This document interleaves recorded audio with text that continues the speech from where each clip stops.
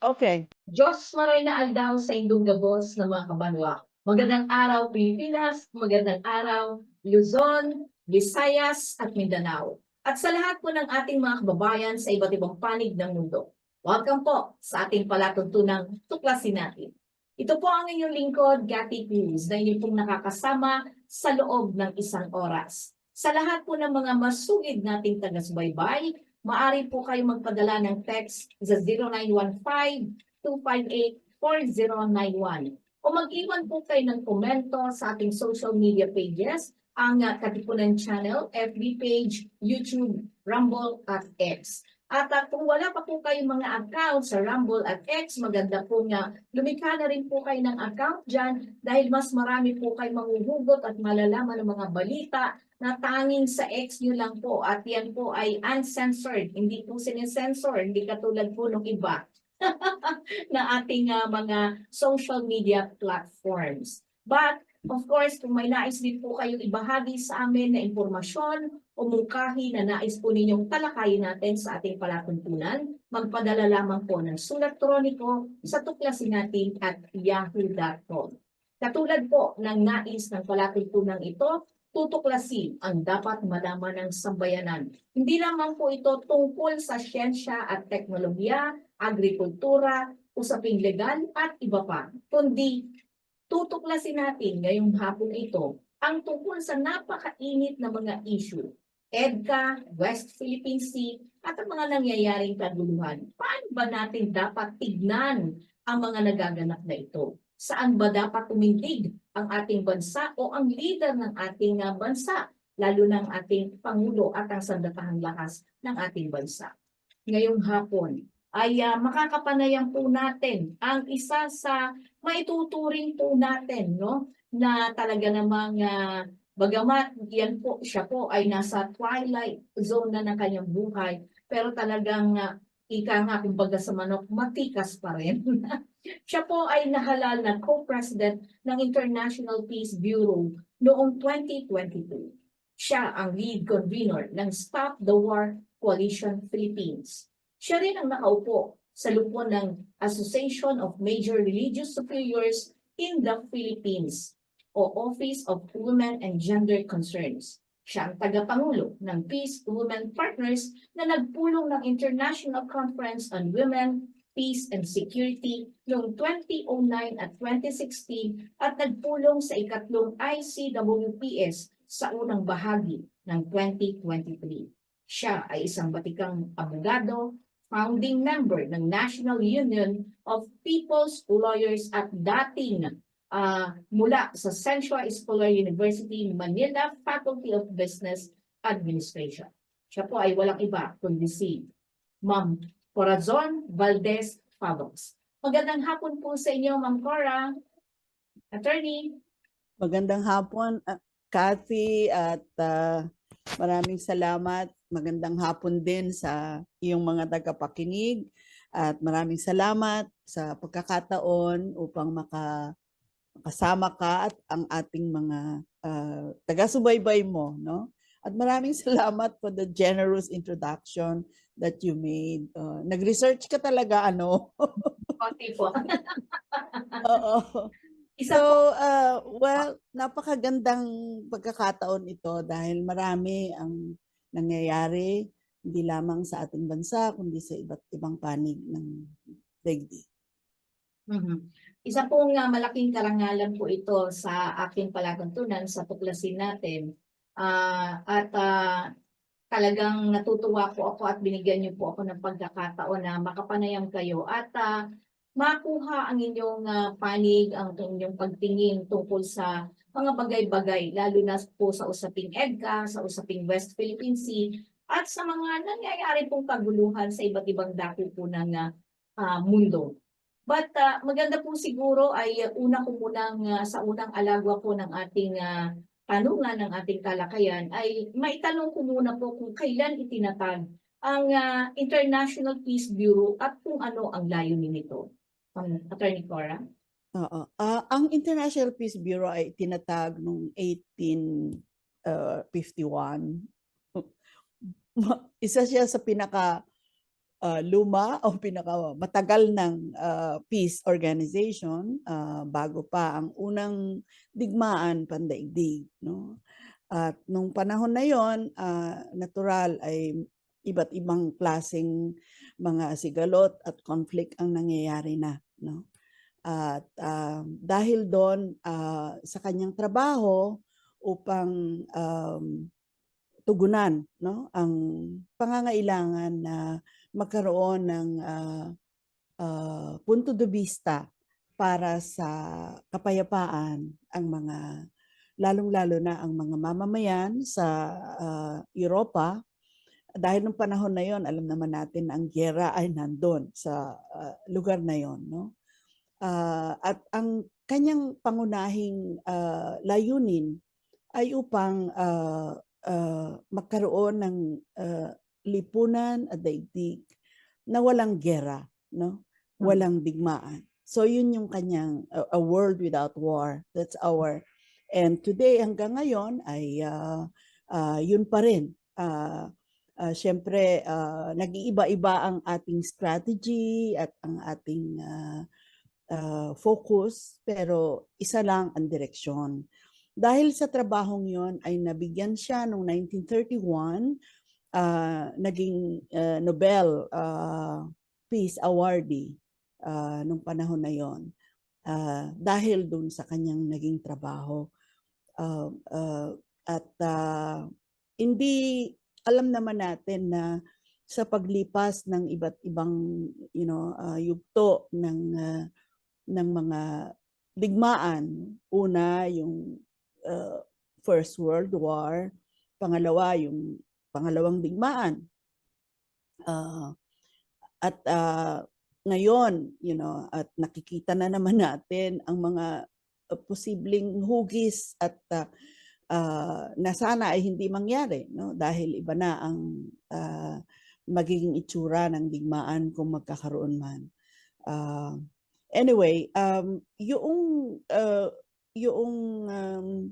naging trabaho niya ay lalong-lalo na sa peace education, no?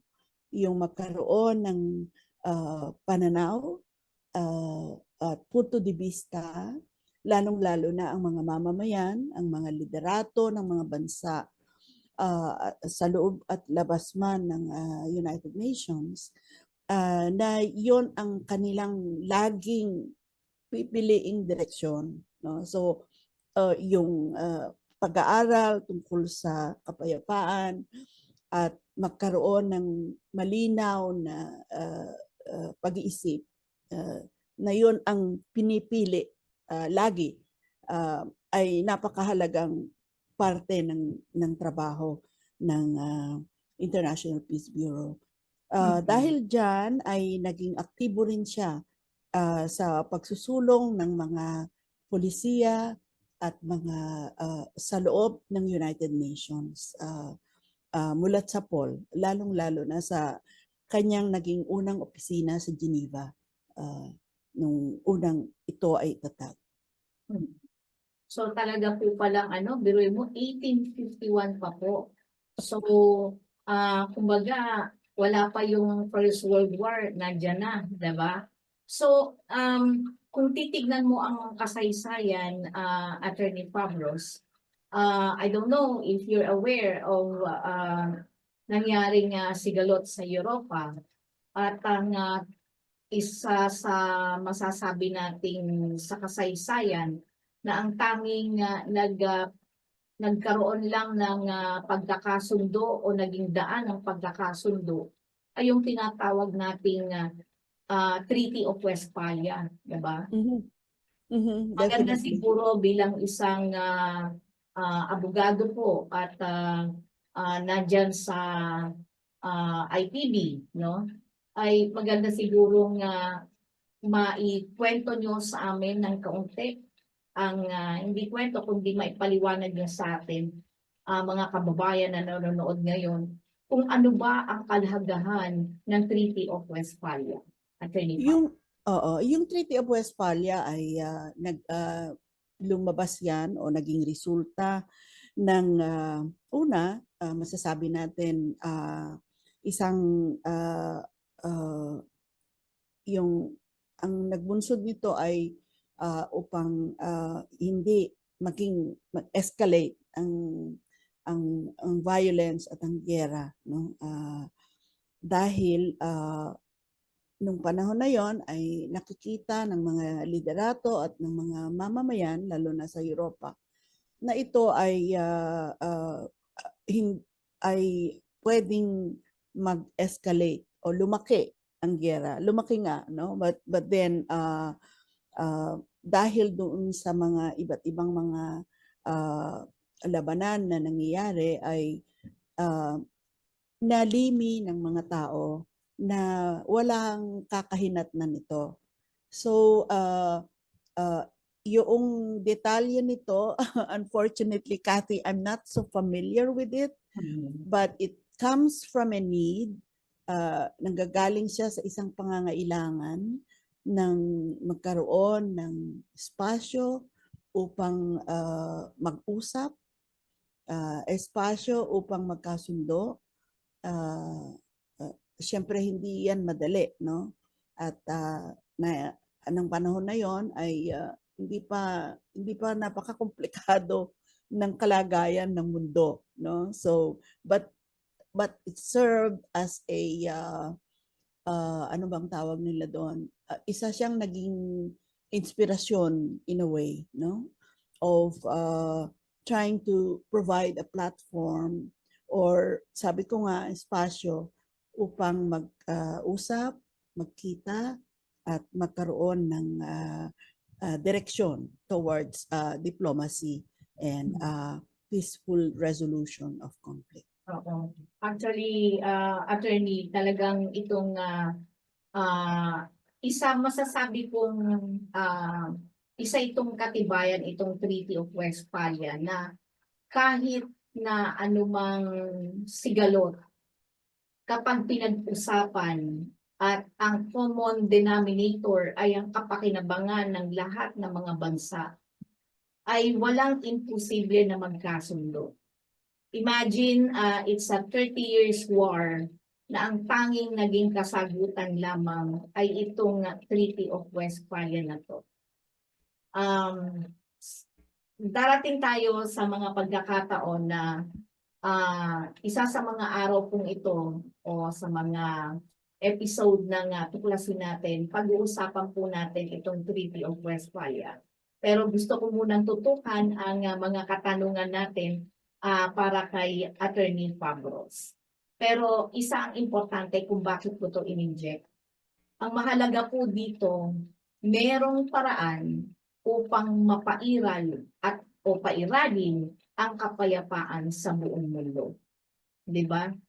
So, anyway, sa ikalawang katanungan ko po, kayo po ang lead convener ng Stop the War Coalition Philippines at tagapangulo po ng Peace Women Partners. Bakit po tila ang kinaaniban yung mga samahan, lokal man o pandaigdigan, ay nagsusulong ng kapayapaan at tumutulid sa digmaan? May malalim ka po bang dahilan dito at pinanggagalingan, Attorney Fabros? Oo. Hindi ako sigurado kung malalim nga, no? Pero marahil malalim dahil naging paraan siya upang at ako ay halos 75 years old na, no? Itong taon na to. At alam naman natin na nung panahon ng dekada 70 ay mga estudyante ako noon sa universidad, no? At nung panahon na yon ay malakas ang concern o ang pagkabagabag ng mga tao, hindi lamang sa ibang lugar, kahit sa Pilipinas. Nakikita natin nung panahon ng Vietnam War na kung saan ay napakalapit din nung pangyayaring yon.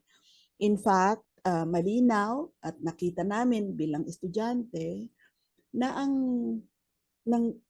ang pagsusulong ng giyera sa Vietnam nung panahon na yon ay malaking tulong ang pagkakaroon ng base militar ng Estados Unidos dito sa Pilipinas.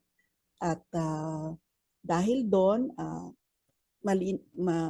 nakita namin na ang Pilipinas ay bahagi ng patuloy na pagsusulong ng Estados Unidos sa kanyang military hegemony. No? At kung titignan, ano yung mga enablers sa ganitong klaseng military superiority? Ang isa sa pinaka-importanteng component nito ay pagkaroon ng base. Ibig sabihin, ang mga base, ito ay lugar kung saan hindi lamang doon hinihimpil ang mga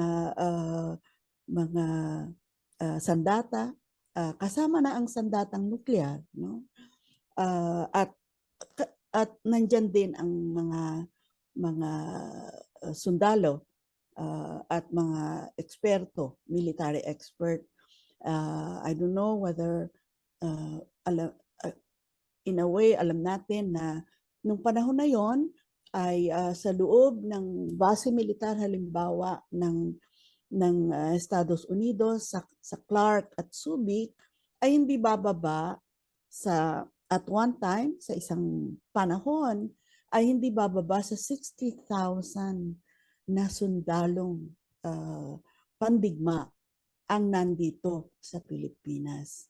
Nandito rin sa mga base militar ng Estados Unidos noon ang nung gumamit ng Agent Orange.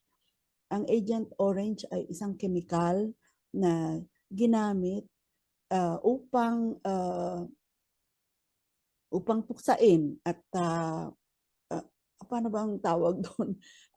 Ito ay in-spray sa mga kabundukan ng Vietnam para lumabas ang mga sundalong pandigma ng kabilang panig ng North Vietnam nung panahon na yon. At ito ay hanggang ngayon kung tayo ay pupunta sa Vietnam, nakikita natin ang resulta o pagkakaroon ng malaking physical na as well as mental impact on people, no? Including the third generation of Vietnamese na naapektuhan nitong pag-spray ng Agent Orange. So sa amin, mga estudyante sa aking henerasyon na naniniwala na ang punot dulo ng at kasama sa pagpatuloy na military superiority ng Estados Unidos ay ang paggamit ng base militar nila dito sa Pilipinas. At alam naman natin na nung bago maisara ang mga base militar ng Estados Unidos noong 1992, alam natin na ang mga base militar ng Estados Unidos dito sa Pilipinas, ang Clark at Subic at iba pang mga communication facilities ay importanteng bahagi ng pagkakaroon ng kapasidad ng Estados Unidos upang ito ay patuloy na maipakita at ang kanyang military capacity. So hindi lamang ang giyerang Vietnam kung saan sila ay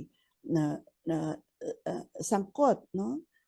Nandiyan ang Korean War, ang Iran-Iraq War, maraming giyera ang nangyari na ang Pilipinas ay kasama at nag-take on ng importanteng ng role, no? Sa mga panahon na yon. At yan lalong-lalo na yung tinatawag nating nuclear weapons storage sa dating base militar sa Subic at Clark. So nakita natin ang panganib na dulot nito, hindi lamang ito ay pwedeng gamitin, kundi pwedeng magkaroon ng aksidente. At ito ay isa sa mga aral o lessons that we learn from weapons use sa iba't ibang lugar kung saan ito ay at isa sa klaro na masasabi nating karanasan ay ang Hiroshima at Nagasaki, no? Ito ay aktual na sinubukan kung ano ang posibleng maging resulta sa mga katawan at pag-iisip ng mga tao. That's 1945. Pero bago yon ay siyempre bago mo naman mabuo ang mga sandatang ito ay sinusubukan mo na. So there's such a thing as nuclear testing, hindi lamang sa labas ng Estados Unidos, sa loob ng Estados Unidos mismo, na kung saan ay mga lupain ng mga katutubo sa lugar na yon. So for us, naging importanteng bahagi ng trabaho ng mga kabataan ng panahon na yon ay nang nagkaroon ng pagkakataon na baguhin ang ating saligang batas. This was 1986-87, ay talagang pinagsikapan nating maipasa at maging bahagi ng ating saligang batas ang mga probisyon kung saan ay pinagbabawal ang pagkakaroon, ang paggamit ng mga armas nuklear dito sa Pilipinas. Kasama na rin dyan sa saligang batas at yan ay makikita natin until today it's there, no? Our 1987 Constitution ay nandyan din ang pagbabawal ng mga base militar, ng mga tropang pangmilitar, at paghimpil ng mga tropa ng dayuhan dito sa Pilipinas at sa loob ng teritoryo nito. At itong dalawang probisyon na to ang naging basihan ng 12 senador noong 1991 upang tutulan at i-reject, no? Hindi tinanggap ang sana yung hinihiling ng Estados Unidos na pag-renew ng military bases agreement with the Philippines. Dahil dyan ay nagresulta sa pagkakataon na umalis ang mga tropang pangmilitar ng Estados Unidos at isara ang kanilang mga base militar dito sa Pilipinas, na ngayon ay nakikita natin ang patuloy na conversion sa civilian na paggamit ng mga pasilidad na ito. And it's not a perfect conversion, but siya ay isang klasikong pagkakataon na hindi imposibleng mangyari, na ang isang bansa ay tumutol sa kasunduang hindi patas. At of course, ang bawat Pilipino nung panahon na yon hanggang ngayon, marahil marami sa atin ang natutuwa at nagpapasalamat na nagkaroon tayo ng pagkakataon na maipakita sa buong mundo na meron naman sapat na tindig ang Senado nung panahon na yon. Oo nga. Parang nung araw masasabi mong meron pang paninindigan.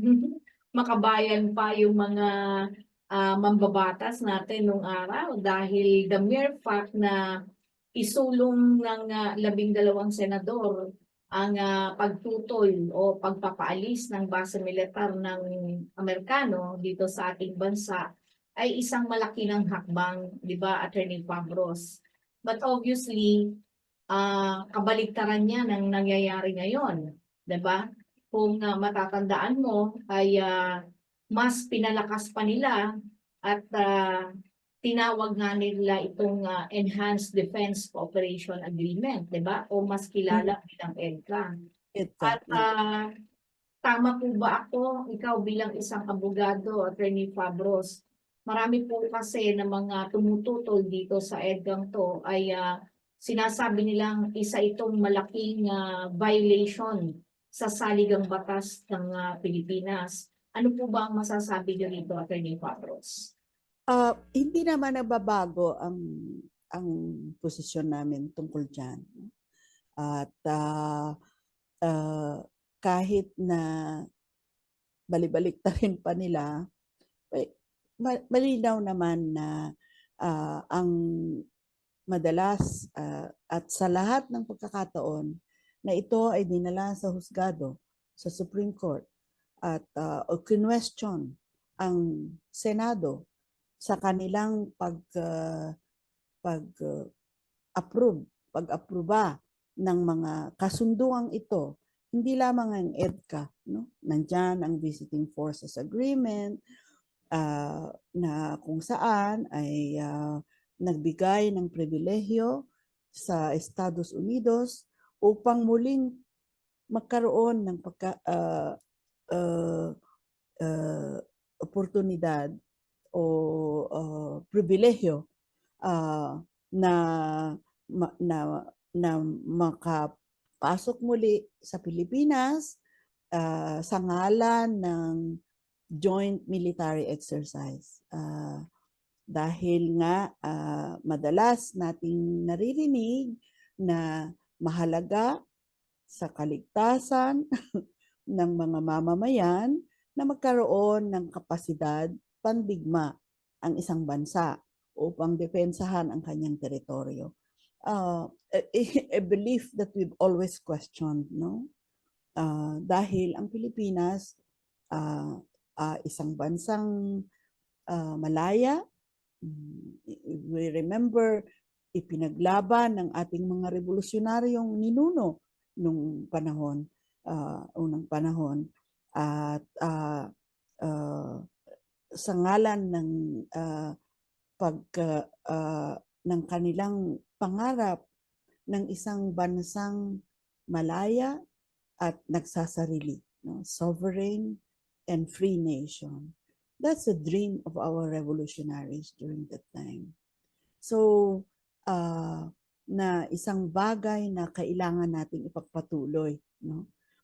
Siyempre, hindi naman stable ang kalagayan.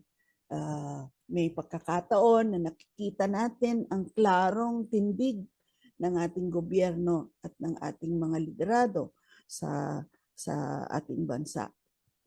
Meron naman pagkakataon, kagaya ngayon, na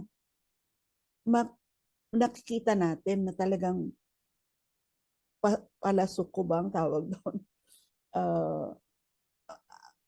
Yung talagang very accommodating ang ating current government in accepting or being part of making na gawin ang Pilipinas na maging bahagi ng US military umbrella. So malaki ang ating concern, ang ating tawag doon, pagkabahala sa kasalukuyang nangyayari, lalong-lalo na nung pumayag ang Pangulo na dagdagan ang 5 tinatawag nilang agreed locations.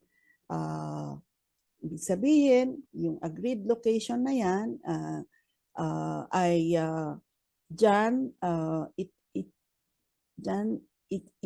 isinasagawa ang mga joint military exercise, iba't ibang klaseng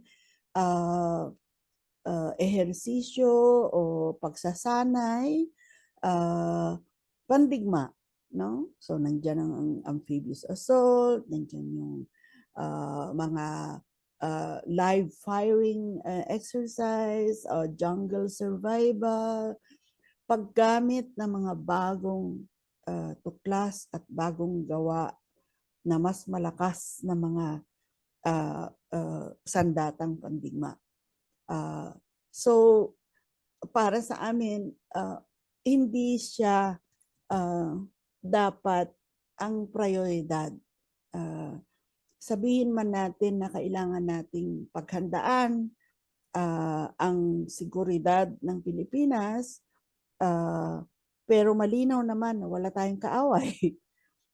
Kaya we continue to question bakit tayo ay bahagi ng isang samahan na kung saan ay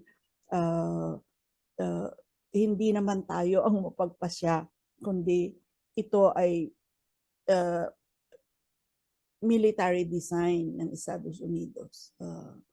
Ang ating pangarap ay sana ang Pilipinas ay magkaroon ng independent foreign policy.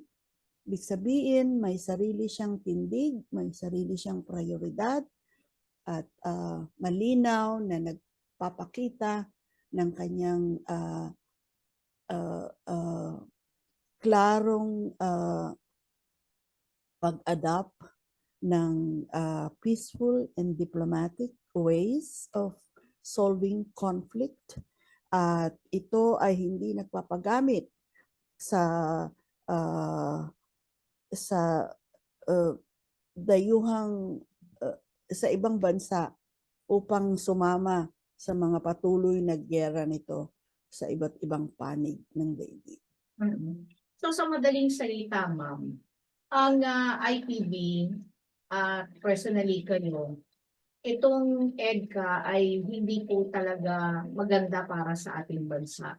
Yung presence, military presence ng mga Amerikano at ng iba pang dayuhan katulad na nagkaroon kamakailan lamang ng mga tinatawag nating joint military exercises ng iba't ibang bansa ay hindi talaga maganda. Masasabi niyo po bang ang ganitong pagkilos ay isang forma o senyales na naghahanda ang isang bansa ng pakikidigma? Attorney Fabros. Yun naman talaga ang layunin nun, no? Kaya kagaya nung sinabi mo na ito ay paghahanda sa na magkaroon ng kapasidad pandigma. So yung layunin na yon ay hindi kami naniniwala na ito ay mahalaga sa mga tao, at hindi kami naniniwala na ito ay magbibigay ng tunay na seguridad at kapayapaan kahit saang panig ng daigdig. At importante na tignan din ito sa aspeto ng malaking negosyo ng armas, no? The arms sales and arms use. Kung titignan natin sa listahan ng mga bansa na na ito ang kanilang pangunahing kalakal o pangunahing negosyo. Ito man, ang una dyan, ang Estados Unidos. At ang mga military exercise na ginagawa, no, itong pagsasanay, ay isang paraan upang ipakita kung paano gamitin ang isang armas. Mm. So, ang tawag namin dyan, kadalasan ay isang paraan ng pag-promote, pag-advertise. Dahil ang mga armas na ito ay hindi naman ito pinamimigay. Ibinebenta ito. Yan ang pinaka-importante at pinakamalaking negosyo ng Estados Unidos. So yung mga military training and exercises, hindi lamang dito sa Pilipinas, kundi karamihan sa mga bansa dito sa Southeast Asia, kasama na dyan ang mga bansa sa Pasifiko, kagaya ng Australia, ay mga bansa na malakas bumili at merong mga resources to buy this weaponry from the United States. Of course, hindi lamang ang Estados Unidos ang malaking negosyo ang armas. Diyan ang Israel, na kasama naman ng Estados Unidos, ang France, Germany, at ang United Kingdom. Ito ang mga primary manufacturers ng mga armas pandigma at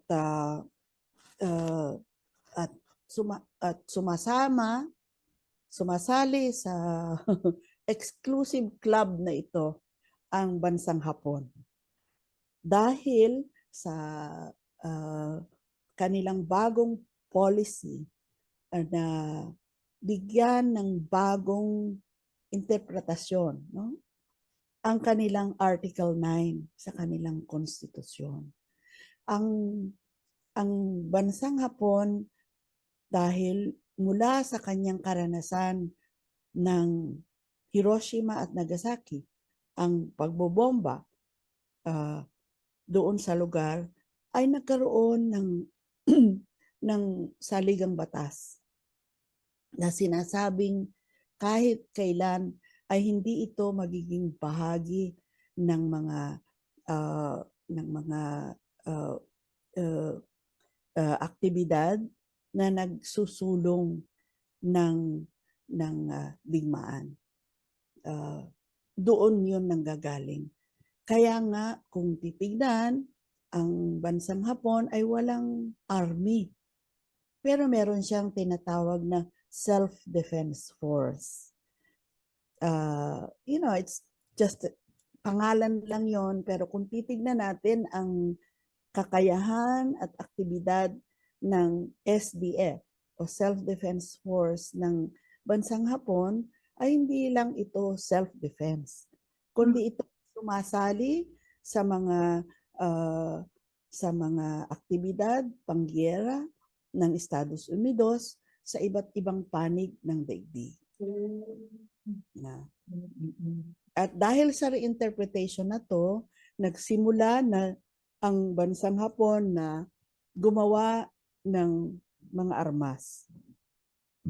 At ito ay kailangan niyang ibenta dahil nga siyempre economic paraan upang magkaroon ng malaking kalakal at tumaas ang economic power ng bansang Hapon. Huwag nating kakalimutan na dahil sa maraming tinatawag na nuclear power plant sa Japan, ay malaki ang kanyang stock ng plutonium. Ang plutonium ang major component ng paggawa ng nuclear weapons. So, pumapasok dun sa ganong direksyon. Hindi ko sinasabi na na certainly na ginagawa na nila. Pero lahat, whether it's research, whether materials in terms of plutonium, storage, stockpile, meron sila niyan. Ibig sabihin, ang bansang Hapon ay meron ng kapasidad upang gumawa ng armas nuklear ngayong panahon na to. Kaya kung dudugtungan natin ang naratibong ito na kung saan ay nagkaroon ng bagong kasunduan o tinatawag na trilateral summit, ang Pilipinas, ang Estados Unidos at ang bansang Hapon. Ito ay napaka-komprehensibong agreement. At ito ay mas pinakikita nito yung economic tawag nila package na at downplayed ang military component nito. Pero dito sa kasunduang ito ay malinaw nating nakikita kung ano ang magiging papel ng Pilipinas bilang tinatawag nating lunsaran ng pakikidigma dito sa bahaging ito ng daigdig. Medyo nakakalungkot lang isipin, Ma'am Cora, no? Dahil sa kasalukuyan po, okay, meron tayong mga yung visiting forces, yung EDCA na yan, at makikita mo pa na they are also demonizing China, diba? Sa issue ng West Philippine Sea. Para bang ang pakiramdam ko,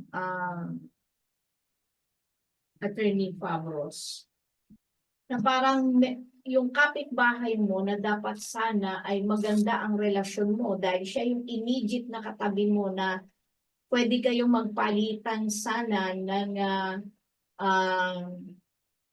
pagnenegosyo, diba? O kung ano man yung mas produktibong bagay na dapat yung pwedeng sa science, pwedeng sa forma ng ekonomiya na doon nakatingin, diba? Lalo na considering na ang China ngayon ay masasabi natin isang maunlad na bansa at talagang ang teknolohiya nila ay mabilis na umaangat, no? Sa kabilang dako, ang tila ginagawa natin ay para tayong ginagamit na attack dog. Yun po yung tingin ko, that's my personal view. Para tayong ginagamit na attack dog ng Amerikano laban sa China na para on the issue lang ng isang teritoryo na pwede naman sanang pag-usapan na lang at hindi painitin o palawigin ito. Na parang ang pakiramdam ko, sinusulsulan tayo ng bansang Amerika at nandito sa paligid natin, nasa Philippine waters natin, ang mga barkong pandigma, armas nuklear, mga submarines na may taglay o kakayahan ng nuclear missile o kung ano man.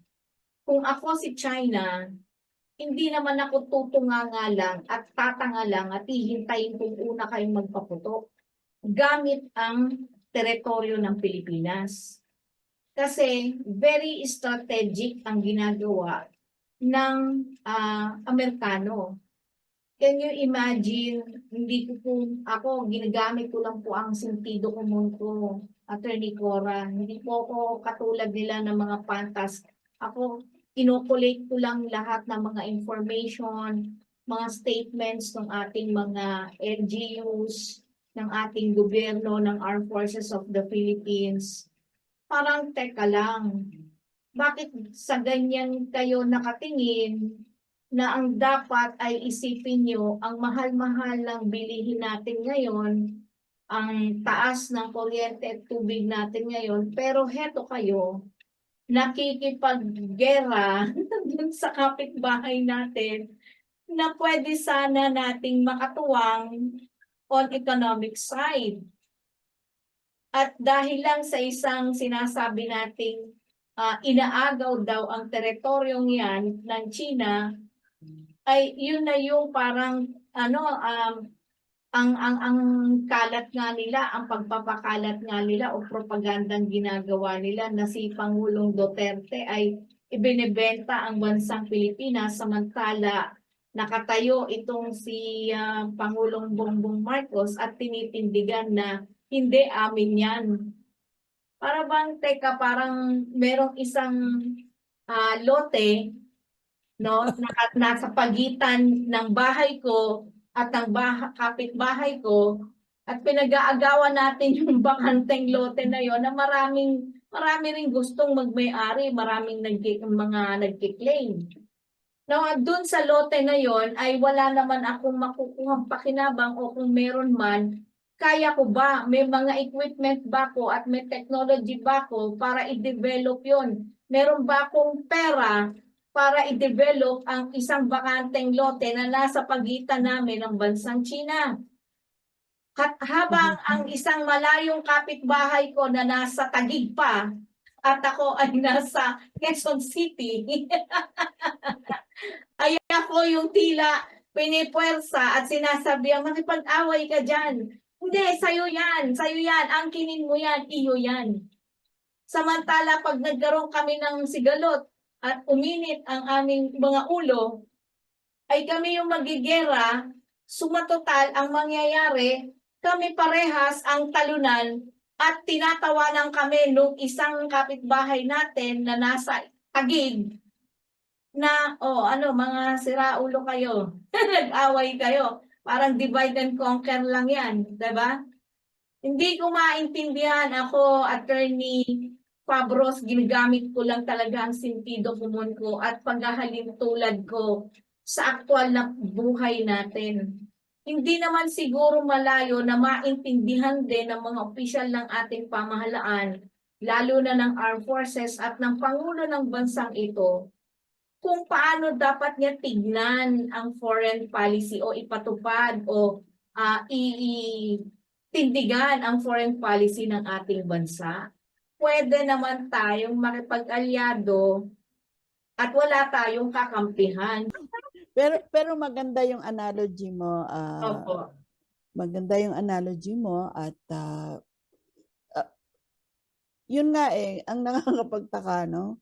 Pero siyempre malaki yung question sa prioridad. Klaro yon, no?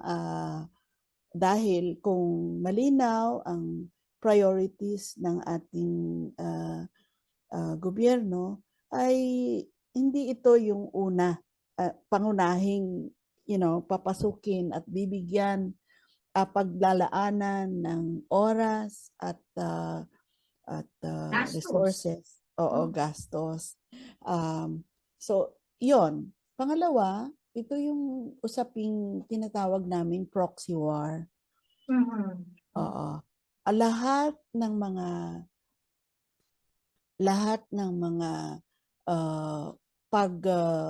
pagbatikos sa China at ang mga bagong kasunduan ng Estados Unidos, hindi lamang kasama ang Pilipinas, nandyan ang Australia, of course, Japan has always been there, at ang iba pang mga bansa, no, dito sa ating rehiyon ay nagiging instrumento para maging ma-maintain ang US military superiority in our region. Why?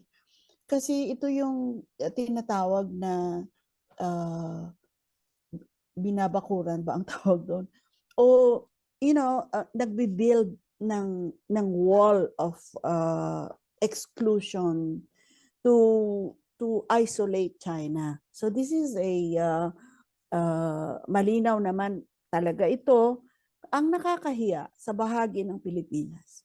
Kung titignan natin ang ASEAN, ang Southeast Asian countries, ang Pilipinas ang nangunguna na maging instrumento na talagang siya yung ginagamit. Well, narinig kita kanina, lapdog, no? Na ginagamit ng Estados Unidos upang ma-promote, maidala ang kanyang, maisulong ang layunin ng Estados Unidos na mapagpatuloy ang kanyang military superiority in our region. Pero kung titignan natin halimbawa ang Malaysia, no? Ang Indonesia, meron kang makikitang tawag doon, hibo ng pag-question at pag-assert, no, ng kanilang kasarinlan. Something that we'd like to see our government to be. Yung iba naman ay hindi mo maaasahan talaga na susuporta sa Estados Unidos dahil malaki ang ayuda at tulong na binibigay ng China sa kanila, no? Nandyan karamihan ang mga Indochina countries, Vietnam, Cambodia, Laos, and other countries, especially within that place. Kaya kung titingnan mo ay hindi nag-unite, no? Kaya nga hanggang ngayon yung kahit na yung code of conduct na tinatawag na kung saan ito ang magsasabi kung paano, no, pakikitunguhan ang isa't isa pagdating sa lalong-lalo na sa conflict o sigalot na nandyan sa South China Sea, ay hindi sila magkasundo dahil iba't iba ang kanilang agenda at ang kanilang pagtingin kung saan ilulugar ang China. Unfortunately, that is a situation na sana inaasahan natin ang ASEAN ay isang plataforma sana na kung saan itong 11 bansa sa Southeast Asia ay magkaroon ng kasunduan kung paano nila haharapin ang kung magkakaroon ng sigalot sa rehiyon, lalong-lalo na sa loob ng South China Sea na tinatawag nating sa Pilipinas na West Philippine Sea. Ito ay importante ding tignan na ang Southeast Asia ay merong treaty na kung saan ay bawal dapat ang pagkaroon ng nuclear weapons sa ating teritoryo. Ito yung tinatawag nating Southeast Asian Nuclear Weapons Free Zone Treaty na pinirmahan ng lahat ng mga bansa sa loob ng ASEAN. At masasabi kong ang Pilipinas ay isa sa bansa na anong tawag doon, nag-violate sa kasunduang ito at hindi niya ini-implement. Kung kanyang titindigan ang provision ng Southeast Asian Nuclear Weapons Free Zone Treaty, ay hindi niya papayagan ang mga base militar at joint military exercises dito sa ating bansa. Yung sinabi mo kanina tungkol sa kapitbahay, no? I mean, that's very true, no? At kung minsan may mga nagsasabi na ang iyong lugar, ang iyong geopolitical location Mhm. na nandyan ang Pilipinas, pangunahin, napaka-strategic ng Yes. ating lugar, no? It's true. Na kung minsan ay pwede naman nating sabihin na sana, no? Gagamitin niya yung kanyang pagiging strategic na bansa Mhm. upang masabi niya na, I mean, it's a leverage actually, no? Pero dahil nga ang posisyon ay bahagi tayo ng military umbrella ng Estados Unidos, ay ang pangunahin nating papel sa kasalukuyan ay lunsaran, no? Launch pad for Yes. military activities. Correct. Unfortunately, that is the situation. Even if we've tried our best in 1991 to remove that, that kind of role that we've had for almost a century, no?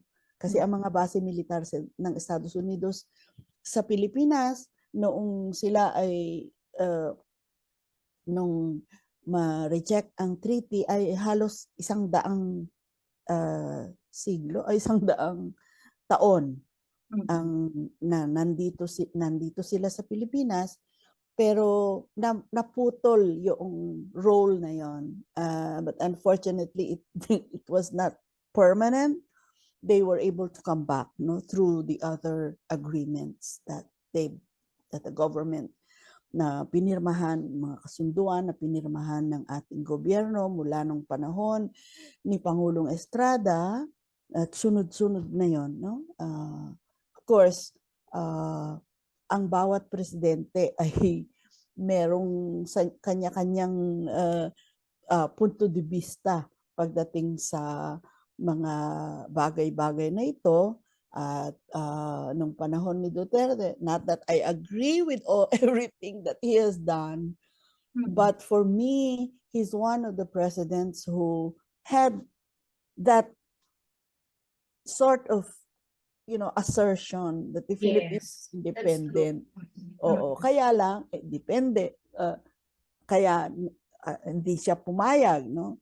But at the same time naman, binigyan naman tayo ng impression na masyado naman siyang kumiling doon sa China, no? Na I think until today, pinagdidebatihan nila yan, no? Meron bang gentleman's agreement? Asan? Oo. Sabi Ah, ating kasalukuyang presidente, nasan ba yung gentleman's agreement na yan? So I mean, it's water under the bridge actually, but this itong bagong uh, uh, pinasok ng ating gobyerno na mas malaki ang magiging papel dahil dadagdagan ang siyam na agreed location.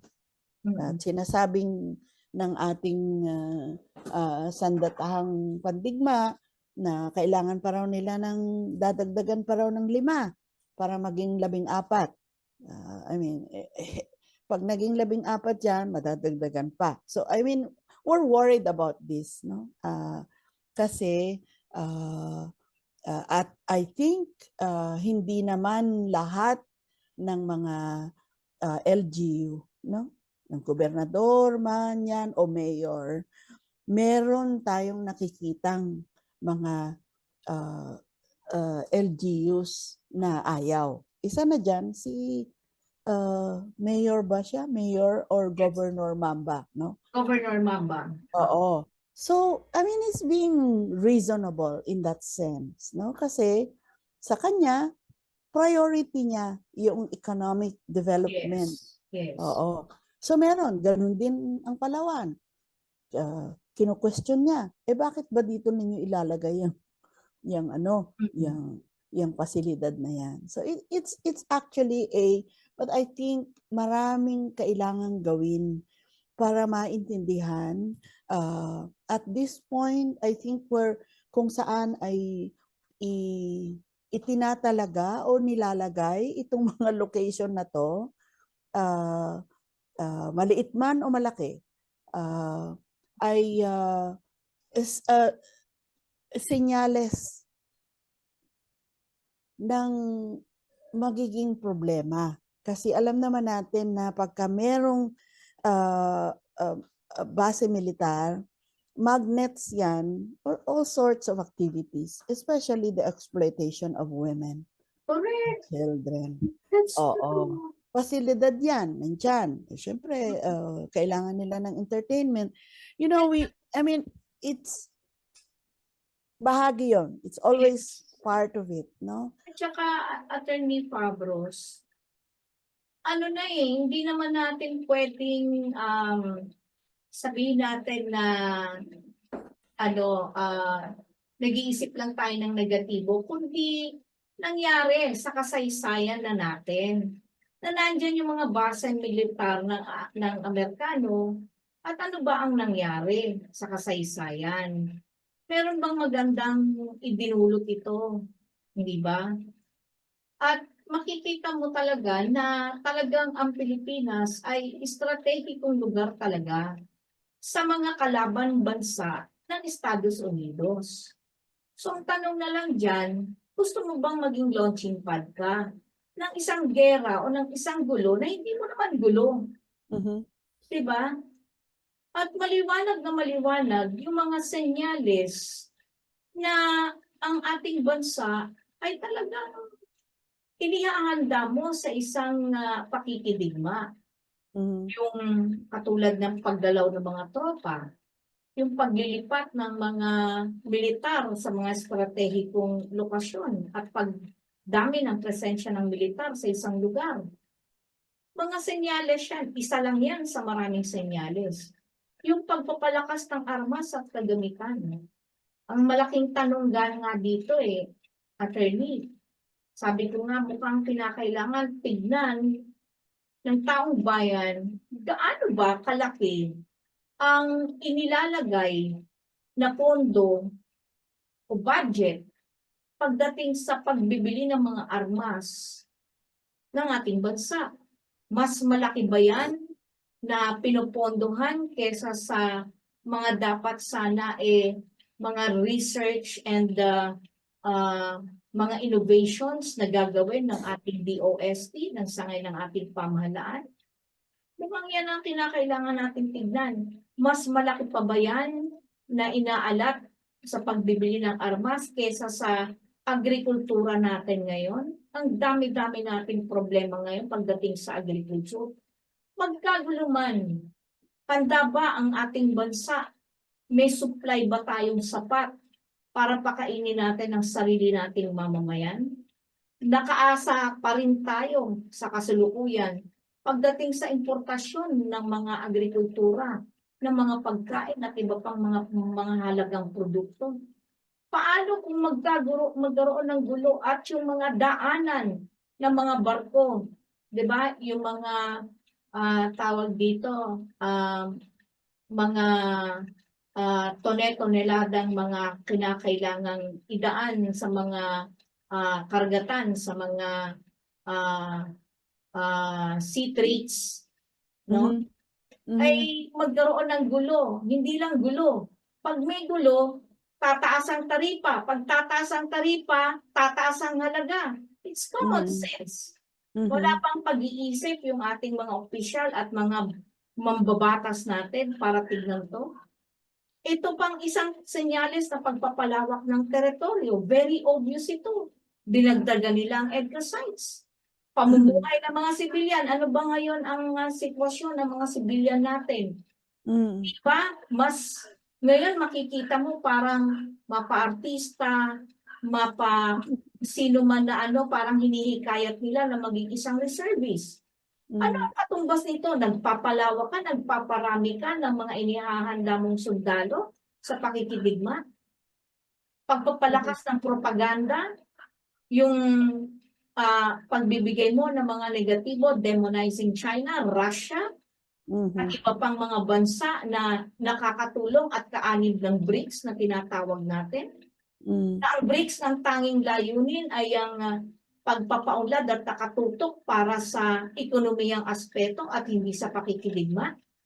Mhm. Dahil lang ba sa pagsusulong nila ng de-dollarization at Mhm. pagbubuhay nila sa mga mahihirap na mga bansa katulad ng Pilipinas?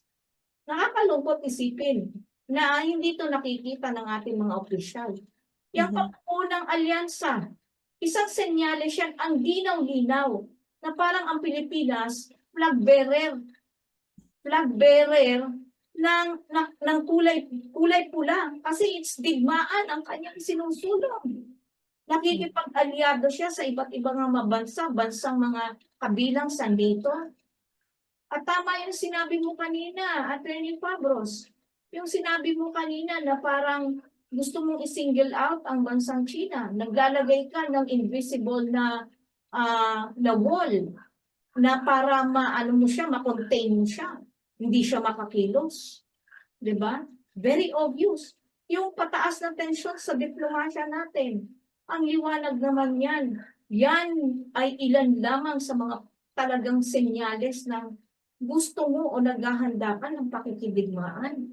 At sa anumang gera, attorney, naranasan ng maraming mga kababayan, lalo na ng mga matatanda natin, ang World War I, World War II.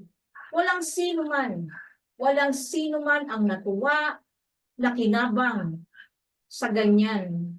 Kundi lahat talo, hindi po ba, Attorney Fabros? Siguro kung babalikan natin ang kasaysayan, no? Alam naman natin na kung paano tayo nasali dun sa World War II. At kung paano nilusob tayo ng Hapon, ng bansang Hapon nung panahon na yon at inoccupy dahil kampi, mayroon tayong kakamping bansa na kaaway ng bansang Hapon. Oh. Isa yon. Yung usapin naman na kanina sinabi mo tungkol sa prioridad, malinaw din na ang prioridad ng ating gobyerno sa kasalukuyan, to a certain extent, kahit na yung mga nangkaraang mga administrasyon, ay malaki ang budget madalas sa depensa. Tawag nila depensa. Tawag namin dyan, derechahan militar, no? Kung hindi siya na pangatlo, pang-apat, at kung minsan, kadalasan, ay mas mataas pa ang budget ng Department of Defense kung ikukumpara mo sa Department of Health at Department of Education. Doon pa lang kita natin ang priority. At kung titignan natin ang itinaas ng budget ng defense ng Pilipinas nitong mga nagkaraang 2 taon, ay talagang lumolobo ang ating and we anticipate na lalaki pa yan dahil hindi naman lahat ay binibigay ng Estados Unidos. Naglalaan tayo ng malaking halaga at hindi lamang usaping pera ang pinag-uusapan, kundi ang human resources and land resources that should in a way belong to the people, na pinakikinabangan dapat ng mga Pilipino. Pero hindi ganon ang nangyayari. Isa sa aming mahalagang kampanya sa International Peace Bureau ay ang pag-aaral ng taunang gastos pang-militar. At ang nangunguna sa malaking gastos ng pang-militar, we call them military spending, ay ang Estados Unidos, na umaabot ito ng 2 trilyon. Hindi ko alam bilangin yun. Kahit pagsamasamahin natin ang gastos ng iba pang mga bansa doon sa loob ng 10 bansa na pinakamataas ang gastusin pang militar, ay hindi pa niya sapat na mapapantayan ang gastos ng Estados Unidos sa kanyang budget pangdigma at depensa. So, ganon ang itsura ng ating ng military spending. At dahil dalawa ang malaking giyera na nangyayari sa kasalukuyan, ang Ukraine at ang Palestine, ay na-anticipate namin na malaki ang itataas nito. So by the way, gusto kitang imbitahan sa April 25 ay magkakaroon ng media forum at tututukan natin itong resulta ng pag-aaral na kung gastusin pang militar ng iba't ibang bansa. At of course, titignan din natin ang itsura ng gastos ng Pilipinas pagdating sa budget pang militar. So it's a gusto nating i-drive home yung point o i-emphasize na ang ating prioridad ay hindi naaayon doon sa sinasabi ng declaration ng ating pamahalaan na ang kanyang pangunahing concern ay ang kapakanan ng mga tao at ng mamamayan. So it's just pointing out the big lie that's happening nowadays, whether it is the presidency of Ferdinand Marcos Jr. or the prior president, but it's really we're getting into a worse situation nowadays because we are pumapasok tayo sa mga kasunduan na naglalayon ng mas malaking papel ang Pilipinas sa loob ng military scheme na to. Totoo po yan. At alam nyo, sa huling bahagi po ng ating palatuntunan, Attorney Fabros, ay siguro nais ko lang din sabihin ito sa ating mga kababayan. Kasi batid ko po na ang ating mga kababayan ay nasa kalagitnaan po talaga ng pagkalito. Kapag ang kahirapan ay ramdam na ramdam ng taong bayan, hindi lamang po sa patuloy na pagtaas ng bilihin ng mga pangangailangan po natin, ang gasolina, nandiyan din ang patuloy na pagtaas ng mga public utilities natin. Sa kabila niyan ay tila bulag ang ating pamahalaan at sa halip ay ang nakatutok tayo sa ganitong mga issue ng mga pakikialyansa, paghahanda para sa kung ano man ng inihahandang kaguluhan.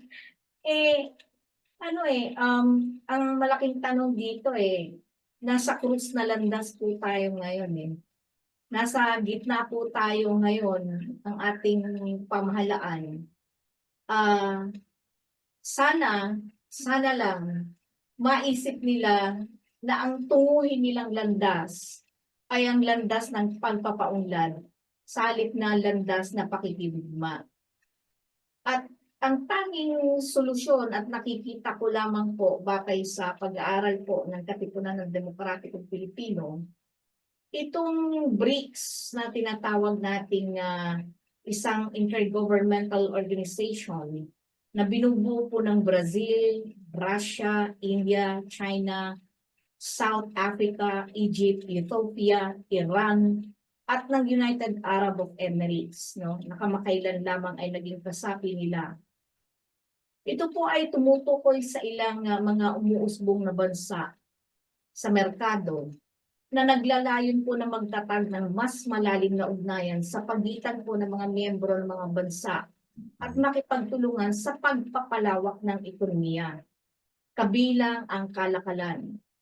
Ito po yung mga bansa na kumikilos bilang isang counterbalance sa tradisyonal na impluwensyang kanlurangin. Mhm. So makikita mo kung patungo ang NATO, patungo ang Western countries sa pakikipagdigmaan at paglilikha ng iba't ibang forma ng kaguluhan. Yung grupo po ng BRICS ay nakatingin naman kung paano niya pagyabungin ang pakikipagkalakalan. In fact, makikita mo at maririnig natin sa mga pronouncements, mga deklarasyon ng ni Putin, President Putin ng Russia at mismo ng China. Sa China mismo may mga salita sila na hindi gusto ni Putin na tanging ang China lang ang maunlad na bansa. Dahil ang katwiran niya, kaya man daw niya na mag-manufacture ng kung ano-anong mga klase ng produkto kung wala namang bansa na may kakayahang bumili ng kanyang mga produkto, baliwala rin yun. Mhm. Kaya ang gusto niya at ninanais niya ay ang magkaroon ng kapasidad o kakayahan. Kaya nga sa pamamagitan ng AIIB na binuo ng mga BRICS ng mga bansang ito, yung Asian Investment Infrastructure Yes. Bank na itinatag nila para makapagpautang ng maliit na interes at matagal na pagpapautang sa mga bansang nagnanais na mapaunlad ang kanilang mga bansa. Kung sana ito tinitignan at sa halip na nakikipag-alyansa ang Pangulo ng ating bansa sa kung kani-kaninong bansa na gusto ng gera, dapat sana ang Pilipinas dito na lang sumali. Hindi ba?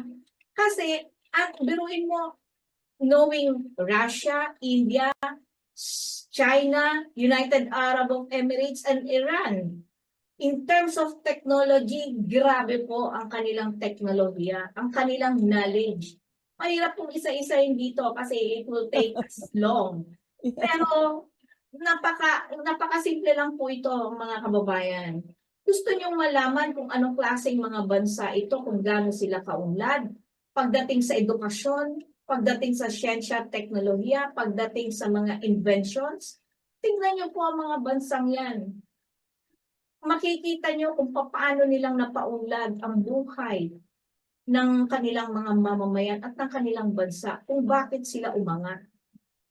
Pero tayo, ang inaatupag natin, hindi lang mas pagpapahirap, kundi talagang gusto pa yata natin patayin ang mamamayang Pilipino sa isang gera at isang away na hindi naman natin away, hindi ba, attorney? At siguro ito na lang po yung huling bahagi na gusto kong hingin sa inyo.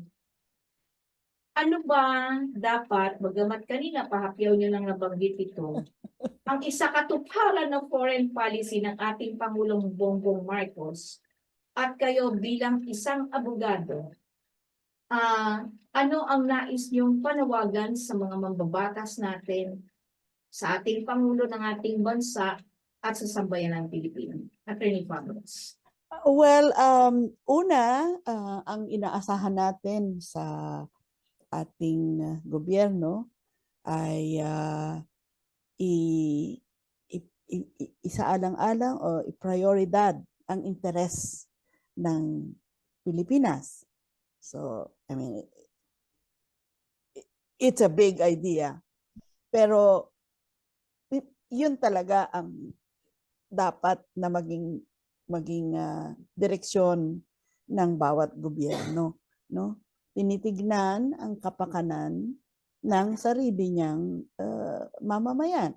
So, very specific guidelines. Pangalawa, kailangan nagsasabi ng totoo, di ba? Correct. Ang Pilipinas sa League of Nations ay isa siya sa maraming pinirmahan, no? Hindi lamang tungkol sa human rights, even peace and disarmament, no? Economic and all sorts of agreements, no? Bahagi ang Pilipinas. In fact, sa loob ng United Nations ay nagpapakita ng leadership ang Pilipinas sa mga proseso, sa mga institusyon na yan. Kaso, hindi rin naman nai-implement ang mga batas na ito. Ang dami-dami.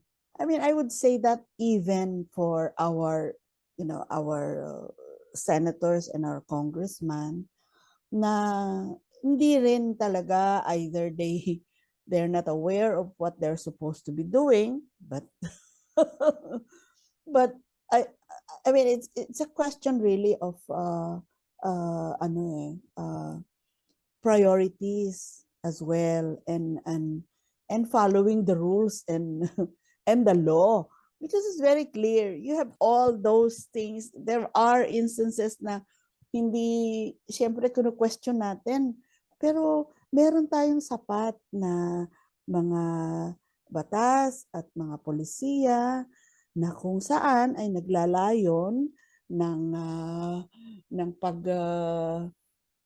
pag-prioritize o sa alang-alang sa kapakanan ng mga tao, ng mga mamamayan. Siyempre, iba yung usaping sa praktikal, no? sa praktika, doon talaga malaki ang pagkukulang. At nandyan din yung tinatawag nating ang ating marami sa ating mga mambabatas at mga opisyal sa gobyerno ay inuuna ang sarili nilang interes, no? To the extent that na ginagamit nila ang kanilang posisyon, no, para magkaroon ng bentahe, no, advantage, na mas mapalago yung kanilang kayamanan. We've seen that. I mean, it's not only, hindi lang yan nangyari noong araw. Patuloy na nangyayari yan hanggang ngayon. Kaya marami sa ating mga opisyal, sa ating mga babatas na nandyan sa Kongreso, na ang pinoprotektahan ay ang kanilang sariling interes. So, pagka ganyan yung sitwasyon, wala talagang matitira para sa talagang malakas na sasaalang-alang sa mga interes ng mamamayan. I think it's high time that also hindi ang importante din siguro sa tingin ko na maging malakas ang pagsasabi ng mga tao, hindi lamang sa national na level, kundi sa lokal na sitwasyon. So this is where you could see the power of the local governments kung meron tama ang kanilang direksyon sa kanilang pamumuno. I'm not saying that's completely zero, Kathy, no? Meron naman tayong mga nakita, but these are very few. And my wish is that sana dumami ang mga leader who takes on a position in government na transparent ang kanilang pamumuno, no? At simple, payak ang kanilang pamumuhay. And I think this is when naalala natin si Jesse Robredo na isang na nagpakita ng kung paano ang pamumuno ay maging bukas para tignan ng mga mamamayan kung paano ginagastos ang kaban ng bayan. So it's we're talking about local governments, but we're not limiting to that. I think the president, the leadership have to be able to, think about that. I don't know whether they are even capable of doing it, but our wish is there, no, that someday we'll have a government that really, would serve the interest of the Philippines, our territory, and the interest of the people as a whole. Thank you so much, Attorney Corazon Pablos. At sana po hindi ito ang una at huli na kayo ay makakapanayam ko. It's really nice talking to you at mukhang marami po tayong pagsasamahan ng mga aktibidad po at baka may nais pa po kayong ibahagi sa ating anunsyo sa ating mga kababayan na nanonood ngayon. Nasa inyo po ang huling pagkakataon, Attorney Fabros.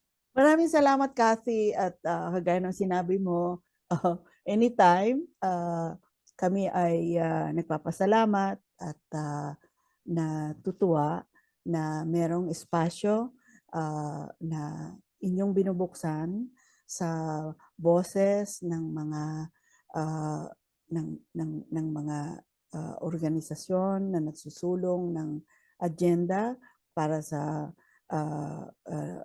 pangkapayapaan, at kami ay bukas na makibahagi ng aming punto de vista at pagtingin, lalong-lalo na sa panahong ito na masyadong marami ang nangyayari na hindi natin nataliwas, no, sa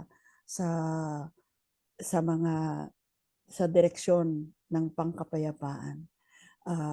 Nakakabahala, no, and I'm deeply concerned. I'm old, but we have a big generation out there in the future. Yes. Oo, yung ating mga anak, mga apo, who will inherit this kind of situation and this kind of